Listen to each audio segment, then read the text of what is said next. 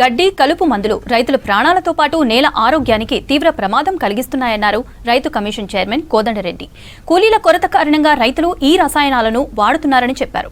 విదేశాల్లో తయారయ్యే ఈ విషపూరిత మందులు మన దేశంలో అమ్ముతున్నారని తెలిపారు.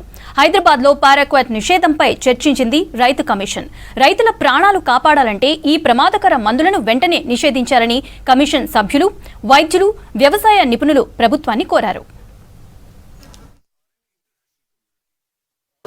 ఒకసారి నేల చెడిపోయిన తర్వాత రైతుకి పంట దిగుబడి గురించి యూరియా వాడుతున్నారు. దానికి లెక్క లేదు, పత్రం లేదు. క్యూలో నిలబడుతున్నారు, తెచ్చుకుంటున్నారు, వాడుతున్నారు. కానీ దాని పరిణామం ఏమిటి అని రైతు ఆలోచన చేస్తలేదు. ఏమవుతున్నది అని అంటే కొంత చేరు పచ్చగా అయిపోయి కొంత దిగుబడి ఎక్కువ రావచ్చు తాత్కాలికంగా. ఈ మధ్యకాలంలో కేంద్ర ప్రభుత్వం, రాష్ట్ర ప్రభుత్వాలు కూడా ప్రకృతి వ్యవసాయానికి ప్రోత్సహిస్తున్నాయి. అంటే ఏమిటి? కెమికల్ ఎరువులు వాడకుండా చాలామంది వ్యవసాయంలో ఆవు మూత్రం కానీ, పేడ కానీ, ఇంకో రకం కానీ తేరిన తర్వాత కూడా ఆ చెట్లతోని కొంత ఎరువులు తయారు చేస్తున్నారు.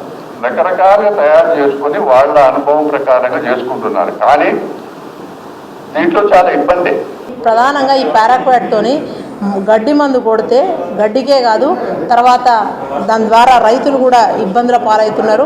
అది వాళ్ళ మీద ఎదురుగాల్పులో వచ్చి తగిలినప్పుడు ఆ స్కిన్ ద్వారా లోపలికి వెళ్ళి not only the pulmonary system, అన్ని శరీరంలో ఉన్న అన్ని భాగాలు కూడా ఎఫెక్ట్ అవుతూ ఉన్నాయి. సో దాన్ని ఇమీడియట్గా బ్యాన్ చేయాలని, ఎప్పుడన్నా ఇంట్లో కనుక మిగిలిపోయిన గడ్డి మందు, ఆ కలుపు మందు ఏదైనా ఉంటే దాన్ని కనుక ఇంట్లో ఉంచితే, వాళ్ళకి ఎప్పుడన్నా క్షణికావేశంలో మందు తాగితే, సరే వేరే ఏదైనా కూడా మందు తాగినప్పుడు దానికి యాంటీడోట్ ఉంటుంది, దీనికి లేదు.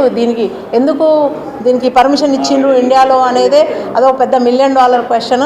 తక్షణం ప్రభుత్వాలు, రాష్ట్ర ప్రభుత్వం, కేంద్ర ప్రభుత్వం ఇట్లా ఒరిస్సా, కేరళ లాంటి రాష్ట్రాల్లో ఎట్లయితే బ్యాన్ విధించిండ్రో మన రాష్ట్రంలో కూడా ఇమీడియట్గా బ్యాన్ విధించాలి.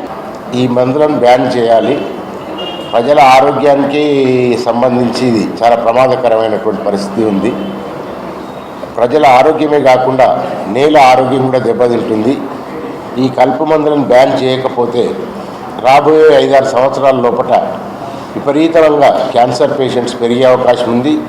ఆ తర్వాత క్యాన్సర్ పేషెంట్సే కాకుండా పంటల దిగుబడి కూడా తగ్గిపోయే ప్రమాదం ఉంది. పూర్తిగా నేలలో ఉన్నటువంటి సూక్ష్మజీవులన్నీ కూడా చనిపోయి నేల దాని భౌతిక స్వభావాన్ని కోల్పోయే పరిస్థితి ఉందనేది అందరూ స్పష్టంగా చెప్తున్నారు.